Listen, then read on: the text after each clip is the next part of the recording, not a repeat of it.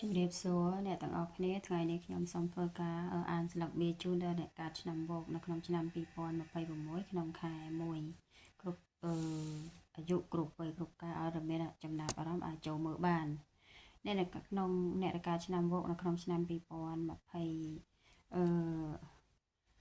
ក្នុងខែ1អាចថាប្រយ័ត្នប្រយែងការគេកុហកបោកប្រាស់តាក់ទងលុយកាក់ប្រយ័ត្នប្រយែងបំផុតណា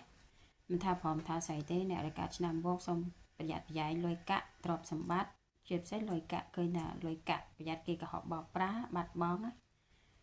សូមមានការប្រយ័ត្នកុំជឿទុកចិត្តអីចឹងណាចាត់ប្រយែងលុយកាក់របស់យើងលៀបសំណាងដែលយើងមានដែលយើងឆ្លាញ់ចូលចិត្តហើយឆ្នាំវកអាចនឹងមានការតបប្រមល់មួម៉ៅដោយថាមិនទាន់សម្រេចតាក់ទងនៅលើអ្វីមួយដោយថាយើងជាមនុស្សមានក្តីស្រឡាញ់ចូលប៉ុន្តែក្តីស្រឡាញ់នឹងចូលមកដូចថាមិនសមបំណងដូចថាមិនទាន់សម្រេចដូចថាបំណងដែលយើងស្រឡាញ់អ្នកណាម្នាក់ចង់ឲ្យគេចូលស្ដីចូលសួរចូលមកសុំស្នេហ៍ចូលមកសារភាពអីហ្នឹងណាវាអត់ទាន់បានសម្រេចដោយបំណងដោយប្រាថ្នាឬក៏ចង់បង្កើតកម្មវិធីឬចង់មានកម្មវិធីជោគជ័យក្នុងជីវិតអីវាអត់ទាន់មានឬក៏ចាំមើលផ្លូវគេចូលស្ដីចូលសួរយើងវាអត់ទាន់ឃើញមានណាហ្នឹងហើយចំណែកឬក៏យើងប្រកបអាជីពការងារលទ្ធផលវាអត់ទាន់ឃើញជោគជ័យអីចឹងណាហើយអាចថាវាអត់ទាន់ឃើញអ្នកដែលអបអរសាទរយើងអីចឹងណាកោតសារស្ញប់ស្ញែងហើយអាចថាឈឺចាប់អ្នកនៃការឆ្នាំវកអាចមានការឈឺចាប់ចំណាយលុយចេញច្រើនតាក់ទងអ្វីមួយហើយប៉ះពាល់ដល់ផ្លូវចិត្តណានឹងខ្ញុំសូមអានស្លាកមានធូជូននេះណាក្នុងឆ្នាំវកហើយវាចង់ដឹងច្បាស់បញ្ជាក់បន្ថែមសូមចង់ឲ្យខ្ញុំមើលបញ្ជាក់បន្ថែមពីសំណួរអ្វីខ្លះចង់ដឹងបន្ថែមដាក់សំណួរមកហើយខ្ញុំនឹងអានជូនបញ្ជាក់បន្ថែមទៅវិញណាចង់ឲ្យខ្ញុំមើលពីអ្វីមួយបំណងដែលចង់ឲ្យខ្ញុំអានជូនពីសំណួរដែលចង់សួរសូមផ្ញើជាសំណួរមកខ្ញុំ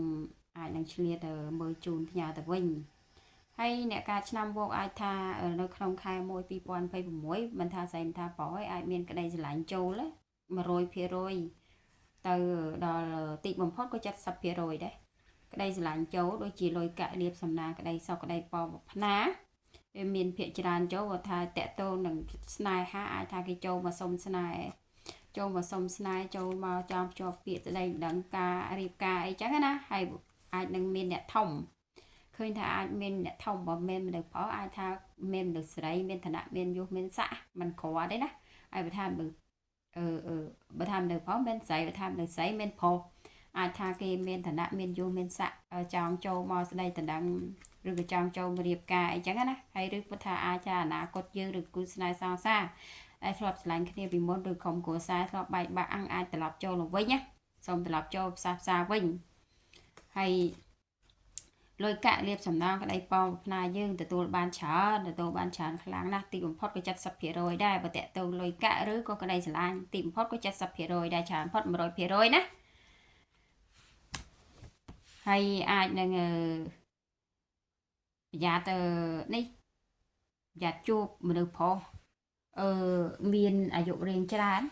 ដល់ថ្នាក់ខ្ទង់50ជាងហ្នឹងមិនមែនតិចបំផុតក៏40ជាងដែរ40ក្រាស់ដែរមានមនុស្សប្រុសហ្នឹងគេចេះតែមួម៉ៅតប្រមល់ណាជាមួយនឹងខ្លួនគេមិនមែនជាមួយយើងហើយគេមួម៉ៅតប្រមល់ជារឿងអ្វីរបស់គេដែលឬខុសអីចឹងណាចឹងប្រយ័ត្នចែបានជួបគេហើយគេជាមនុស្សតប្រមល់អីចឹងណាអាចថាយើងស្គាល់ឬធ្វើការជួបយើងអីចឹងឬសាច់ញាតិបងប្អូនណាគេធ្វើអីចេះញងញ៉ាំងជារឿងរបស់គេតែយើងចេះប្រយ័ត្នចាយណាហើយអាចថាឆ្នាំវកថាស្រីថាប្រុសទេថាមនុស្សស្រីអាចមានមនុស្សប្រុសមានសម្រស់ស្រស់ស្អាតគេបន់ស្រន់ចង់មកជួបយើងចង់មកស្រឡាញ់យើងចង់បានដោយអំណងដោយប្រាថ្នារបស់គេហើយគេមានចិត្តក្តៅក្រហាយមួម៉ៅជាមួយនឹងការបន់ស្រន់ដូចថាបន់ស្រន់ហើយចូលមួយយើងអត់ចោះយើងខ្លាំងជាងអីចឹងថាព្រមថាស្រីទេហើយឆ្នាំវកអាចថាមានមនុស្សប្រុសវ័យចំណាស់ទៀតថាស្រីថាប្រុសហើយអាចជួបមនុស្សប្រុសវ័យចំណាស់រៀងល្អិតមិនខ្មៅមិនសថាខ្មៅដែរមិនខ្មៅអីម៉ានទេហើយថាគេចូលចិត្តនិយាយគេនិយាយអាចថាពីមុនមកគេមើងងាយមើលតំណាងយើងមូសាលេពណ៌និយាយមិនឲ្យយើងមានអារម្មណ៍ល្អឲ្យមានអារម្មណ៍មានស្ពាតណា មានការកាត់មានសម្ពាធណារេនៅលើអ្វីមួយតែឥឡូវហ្នឹងមនុស្សដែលម្នាក់ហ្នឹងដែលធ្លាប់និយាយពីមុនអាក្រក់តែជានិយាយកោតអាសាឲ្យកិត្តិយសមុខមាត់យើងណាហើយអាចថាឆ្នាំវកក្នុងខែមួយឬឆ្នាំមុនខែមួយថាពីមុនមកឬមកឥឡូវឬក្នុងខែមួយទេក្នុងឆ្នាំ2025ក្នុងខែមួយតែម្ដងអាចថាមនុស្សប្រុសពីមុនដែលយើងជួបហ្នឹងលក្ខណៈឬក៏ក្នុងខែមួយយើងទៅជួបគេអាចថាមនុស្សប្រុសហ្នឹងមានសម្ដីរុះរាយរាក់ទាក់មានក្តីស្រឡាញ់ជាមួយយើងជាមួយឆ្នាំវកហ្នឹងអ្នកដែលកើតឆ្នាំវកថាស្រីថាប្រភេទទីប្រមាណទេអត់ប្រកាន់ទេណាហើយយើងអាចថាគេចង់ឲ្យរបស់អ្វីមួយដូចជាក្តីស្រឡាញ់ឬរបស់ដែលគេចង់ឲ្យពីយើងជាពិសេសគឺលុយកាក់ចង់ឲ្យលុយកាក់បើមនុស្សស្រីមានមនុស្សប្រុសមានឋានៈយស័ក្តិមានសម្ដីផ្អែមរុះរាយរាក់ទាក់ស្រឡាញ់ចូលចិត្តចង់ឲ្យលុយកាក់ដល់ច្រើនហើយឲ្យរស់នៅដោយសំណុកស្រុកស្ដំណាហើយចង់ផ្ដល់ក្តីស្រឡាញ់ឲ្យហើយបើថាមនុស្សប្រុសអាចថាជួបនឹងមនុស្សប្រុសលក្ខណៈជួបតែមនុស្សប្រុសដូចគ្នាហ្នឹងអាចថាមនុស្សប្រុសម្នាក់ហ្នឹងគេមានចិត្តស្រឡាញ់ដល់យើងអ្នកអានបៀជាមនុស្សប្រុសហ្នឹងឧទាហរណ៍មនុស្សប្រុសដូចគ្នាចង់ផ្ដល់ជាលុយកាក់លៀបសំណាងឲ្យយើងនឹងកាន់តែមានចាយសបោហូហៀកាន់តែធូរធារជាងមុនអីចឹងណាអ្នកដែលកើតឆ្នាំវកហ្នឹងហើយអ្នកដែលកើតឆ្នាំវកហើយឃើញថាល្អច្រើននៅក្នុងឆ្នាំ2026ក្នុងខែ1ឃើញលៀបសំណាងចូលច្រើនក្តីស្រឡាញ់ក្តីសុខក្តីប្រាថ្នាបានច្រើន